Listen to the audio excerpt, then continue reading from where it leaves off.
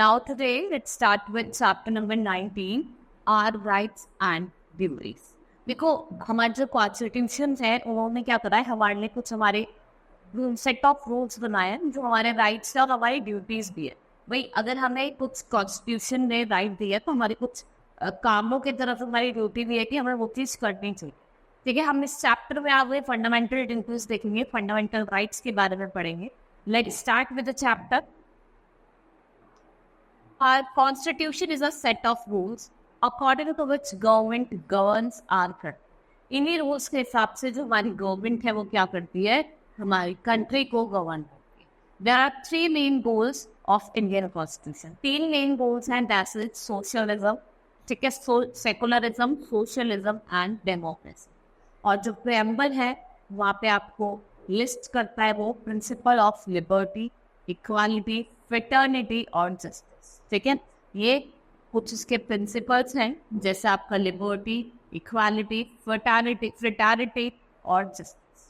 जब Abraham Lincoln है, he gave the word democracy as a government of the people, by the people and for the people. Abraham Lincoln क्या बताते हैं कि democracy होती क्या है, democracy is of the people, people के लिए, by the people and for the people.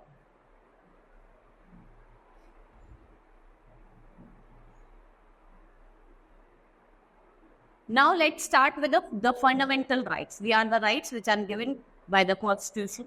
The Constitution of India has given us certain fundamental rights. Some of the important rights are right to equality. Equality means all people are equal. ठीक है, law के सामने हर एक इंसान क्या है, equal है, whether he or she is rich, whether he or she is poor. ठीक है, सब क्या है, according to law everyone is equal.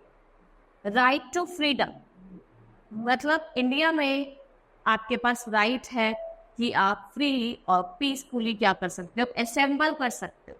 ठीक है, आपको फ्रीडम ऑफ स्पीच है, आप जो चाहे वो बोल सकते हो, पर लेकिन गलत नहीं.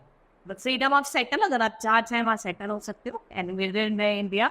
And freedom of practice any profession, और आप अपना प्रोफेशन भी प्रैक्टिस कर सकते हो. Next is right to freedom of religion. इसका मतलब क्या है कि इंडिया में आपके पास राइट है, आप अपना रिलीजन फॉलो कर सकते हैं. हिंदू अपना रिलीजन फॉलो कर सकते हैं, मुस्लिम्स अपना religion, Christian, Sikhs, everyone can follow their own religion और वो अपना प्रोपोगेट भी कर सकते हैं. Next is right to constitutional remedies. ये क्या करता है, जितने भी हमारी फंडामेंटल राइट्स है उनको क्या करता है, प्रोटेक्ट करता है. इसका काम है हमारे फंडामेंटल राइट को प्रोटेक्ट करना. कल्चर एंड एजुकेशनल राइट, ये क्या कहता है कि आपके पास राइट्स हैं कि अपने कस्टम, अपने ट्रेडिशंस को क्या कर सकते हैं, फॉलो कर सकते हैं. राइट टू एजुकेशन, ये गारंटी करता है कि every child has right to educate, मतलब उसको आपको क्या देना चाहिए, एजुकेशन देना चाहिए. Next is fundamental duties. Fundamental duties ये आपकी ड्यूटी है, ये आपको करना चाहिए. ठीक है, ये कोई आपके बर्डन नहीं है, लेकिन आपको ये करना चाहिए. Now obey the constitution and respect it's right. आपको अपने कॉन्स्टिट्यूशन को ओबे करना चाहिए, इसकी आइडियोलॉजी को क्या करना चाहिए, रिस्पेक्ट करना चाहिए. Respect national flag and national anthem, आपको अपने नेशनल फ्लैग और नेशनल एंथम को क्या करना है, प्रोटेक्ट करना है. ठीक है, protect sovereignty, unity and integrity. आपको अपने इंडिया की सॉवरेनिटी, यूनिटी और इंटीग्रिटी को भी क्या करना है, प्रोटेक्ट करना है. हार्मनी और ब्रदरहुड, लोगों के बीच में क्या करना है, हार्मनी और ब्रदरहुड प्रमोट करना. Protect and improve natural environment, आपको अपने नेचुरल एनवायरनमेंट को प्रोटेक्ट करना, चाहे वो फॉरेस्ट हो, रिवर हो, आपके वाइल्ड लाइफ हो, इनको क्या करना है, आपको प्रोटेक्ट करना. इंश्योर दैट कि जो एवरी चाइल्ड जो 6 to 14 ईयर्स ऑफ एज में, आप ये पेरेंट्स की ड्यूटी है कि आपको उनको ये करना है, एजुकेट करना, उनको भेजना है पढ़ने. Every child get education between the age of 6 and 14.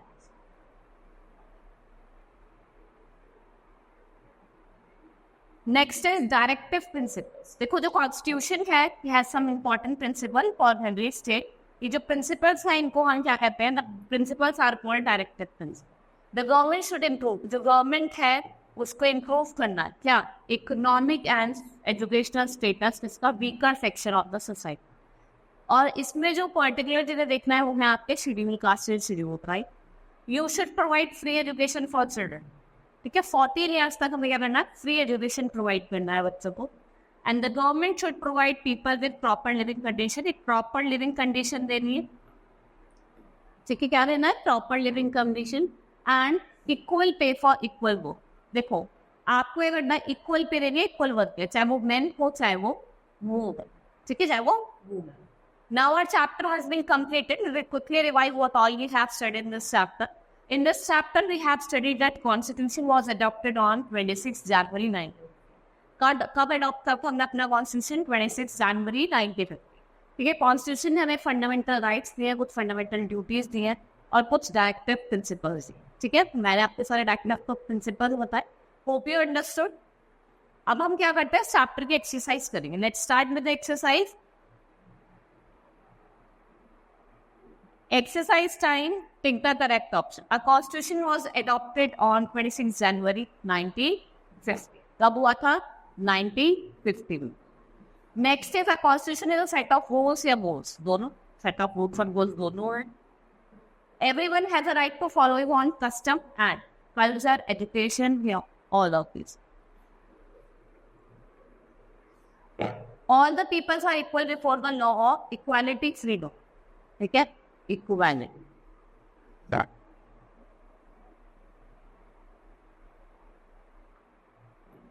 Now a dash is a set of rules. क्या है आपका set of rules? Fill in the blanks. A dash is a set of rules. क्या है, constitution.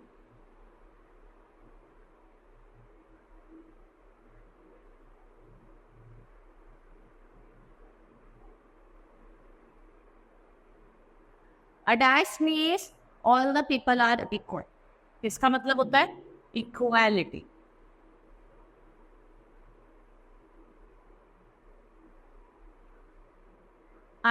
Dash it guarantee the right to education. Dash guarantee the right to education.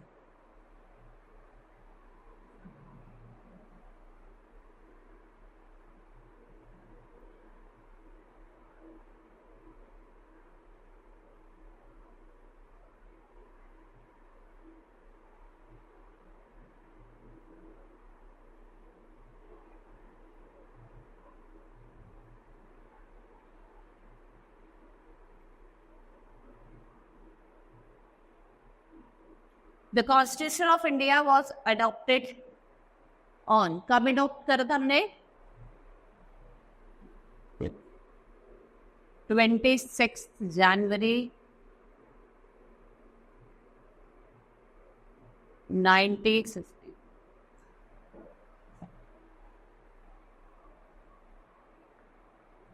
Now let's start with true and false.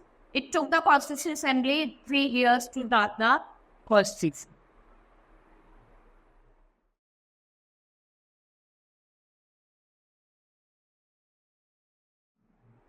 False. India has no right to follow any religion. False. They have right to follow the religion. It is a duty of state government to provide proper living conditions to the people. True.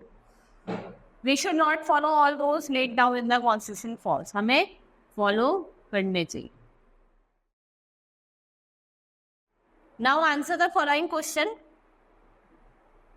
List out 5 fundamental duties. Here you have to write for 5 fundamental duties. I have told you what is Constitution. आपको Constitution बताना है. ये set of rules and goals है, which is through which the government works. What are the 4 fundamental duties and write any 4 of them. What are the directive principles? आपको बताना कि directive principles क्या होते हैं जो हमें directives देने हैं. And any 4 you can write. ठीक है, आप कोई भी 4 या right to education होना चाहिए 14 years तक. ठीक है, ऐसी कोई भी आप 4 directive principles, आप अपने environment को promote करना है, promote brotherhood करना है, ये सब आप इसमें लिख सकते हैं. Now exercise has been completed. Hope you understood this chapter. That's all for today.